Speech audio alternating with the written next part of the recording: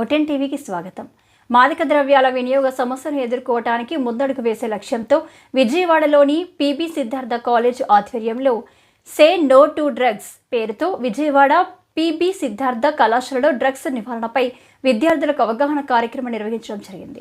ఈ కార్యక్రమానికి ముఖ్య అతిథిగా నగర police commissioner SV Rajasekhar Babu IPS, Eagle team IG K Ravikrishna IPS, SP K Nagesh పాల్గొన్నారు.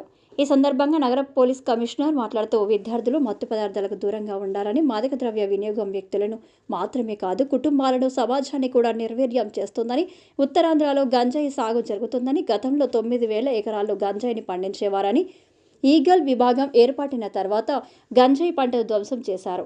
ప్రస్తుతం 100 ఎకరాల్లో మాత్రమే ఉందని తేలింది. డ్రోన్స్ ద్వారా గంజాయి సాగు ఎక్కడ జరుగుతుందని గుర్తిస్తున్నామన్నారు.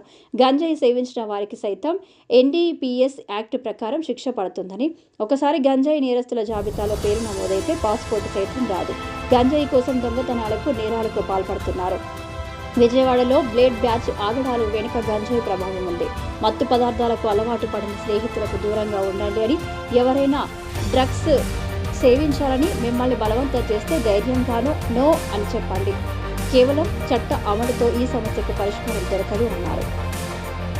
ఈ కార్యక్రమంలో నగర police commissioner SV Rajasekhar Babu IPS, Eagle team IG K Ravi Krishna IPS, SP K Nagesh Babu, central ACP Damodar, Machavaram inspector Prakash, కళాశాల డైరెక్టర్ బాబురావు, సుమారు 500 మంది విద్యార్థులు పాల్గొన్నారు.